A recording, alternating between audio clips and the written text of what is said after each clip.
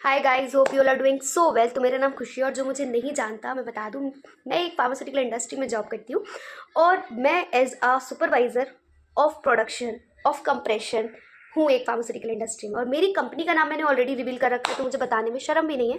Piramal pharma limited, Indore Pithampur plant में मैं काम करती हूँ। ओके तो आज ये जो वीडियो है, बहुत दिन से मैं वीडियो पोस्ट नहीं कर पा रही थी ड्यू टू सम स्टक, और also it's a Navratri, so it's many more things like rolling around like garba और फेस्टिव्स और लाइक घूमना फिरना। ऑब्वियसली कभी कभी आता है कुछ कुछ, तो उसमें बिजी होने की वजह से बहुत दिन से कोई वीडियो पोस्ट नहीं किया। और मेरी लास्ट वीडियो पे इतना अच्छा इंप्रेशन देने के लिए so much thank you, love you guys, and it's a very very very grateful feeling कि आप मुझे इतना प्यार दे रहे हो। आज का वीडियो बहुत इंटरेस्टिंग है। एक लड़की है जयश्री नाम की, जो जीवाजी यूनिवर्सिटी ग्वालियर से है, और उन्होंने मुझे अपनी लिस्ट ऑफ क्वेश्चंस भेजी हैं मेल पे। उनके क्वेश्चंस बड़े ही इंटरेस्टिंग, मतलब ऐसे क्वेश्चंस किसी ने नहीं पूछे, इसीलिए ये वीडियो उनके लिए। So Jayshree, if you are watching this video, must like share subscribe also. अगर कोई भी डाउट रह जाए आफ्टर लिसनिंग माई आंसर्स तो प्लीज़ कमेंट डाउन। ओके, पहला क्वेश्चन जो जयश्री का था वो था जो इंडस्ट्री होती है फार्मास्यूटिकल इंडस्ट्री, वहाँ कॉर्पोरेट कल्चर होता है आईटी जैसा या फिर अलग कल्चर होता है, और अगर जो कल्चर होता है वो कैसा होता है। Very good question.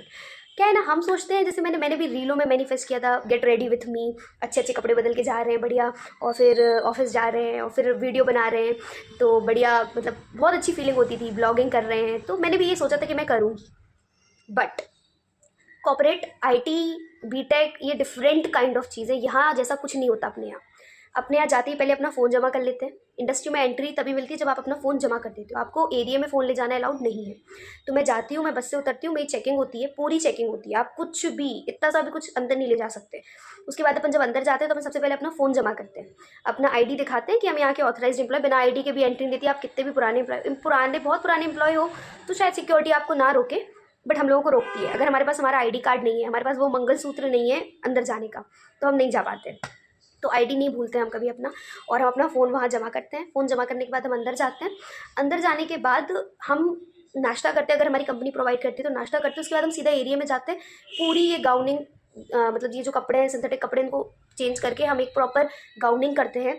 प्रोडक्शन में और क्यूसी में दोनों जगह करते हैं, पूरी गाउनिंग करते हैं। उसके बाद हम अंदर जाते हैं एरिया में, ठीक है। मे बी क्यूसी में एक पूरा एप्रन होता है और प्रोडक्शन में एक पूरी की पूरी गाउनिंग होती है, उसको सेकेंडरी गाउनिंग कहते हैं। तो हम वो पहनते हैं। फिर अक्की पता नहीं कहाँ से आ रही है, तो वो पहनते हैं। एरिया में जाते हैं। एरिया में जाने के बाद कॉर्पोरेट जैसा कुछ फील नहीं होता, क्योंकि हमारे पास कंप्यूटर का कोई काम नहीं होता। डॉक्यूमेंट्स होते हैं, सबके पास इतने इतने से कीपैड्स फ़ोन होते हैं कनेक्ट करने के लिए, क्योंकि प्रोडक्शन बहुत बड़ा एरिया है। तो ऑफिस होता है सारे एरिया में, पर्टिकुलर ब्लॉक में एक एक ऑफिस होता है। वहाँ ऑफिस में एक डिपार्टमेंट होता है, एक रिव्यू होते हैं, एरियाज़ होते हैं, क्यूबिकल्स होते हैं, बहुत कुछ होता है। कॉर्पोरेट जैसा कोई काम नहीं होता। आप कहीं बैठ के गॉसिप्स नहीं कर सकते, आप कहीं बैठ के ये डिस्कस नहीं कर सकते, ए भाई तेरा कल का पार्टी का क्या प्लान है। वैसे कर लेते हैं बट हमको इतना टाइम नहीं मिलता। हमको हमारा एरिया डेडिकेट कर दिया, हमें बैच निकालना है, बैच बनाना है, डॉक्यूमेंट करना है, बीएमआर भरना है, वॉटेवर जो भी अलॉट किया जाता है हम वो सब करते हैं। फिर उसके बाद हम लंच के लिए सीधा बाहर जाते हैं कैंटीन, गाउनिंग चेंज करते हैं। गाउनिंग चेंज करने के बाद अपनी गाउनिंग पहनते हैं, फिर हम लंच करने जाते हैं, लंच करके आते हैं, फिर हम वही गाउनिंग पहनते हैं, फिर हम एरिया में जाते हैं। So there is nothing like corporate, but as such कुछ बुरा भी नहीं लगता, सब बहुत अच्छा लगता है ना। तो मज़ा आती है। बस ये वीडियो थोड़ा सा मैस हो गया इस मक्खी की वजह से, बट मैं स्टिल इसको पोस्ट करूँगी क्योंकि मेरे पास ज़्यादा टाइम ही नहीं है वीडियो बनाने का। और दूसरा क्वेश्चन जो जयश्री का था वो ये था, एज अ गर्ल अगर मैं प्रोडक्शन में जाती हूँ तो अगर मैं बहुत शाय हूँ तो क्या मैं वहाँ एडजस्ट कर पाऊँगी या नहीं कर पाऊँगी। तो मेरा क्वेश्चन है मे बी यस और maybe no. If you are shy you have to build your confidence. If you are like a introvert, you have to be extrovert to talk about yourself and to talk about your problems. And if you are not able to speak, stand properly, stand for yourself. And if you are not able to face arrogant people, you are not for the production. Arrogant in the sense कि male ego बहुत होता है production के managers में या production के लोगों में, क्योंकि वो थोड़े फ्रस्ट्रेट होते हैं, क्योंकि वो मशीनों के साथ डील करते हैं, बोलते नहीं है, बहुत कम बोलना पसंद करते हैं, इस वजह से थोड़ा सा एरोगेंस होता है उनके अंदर।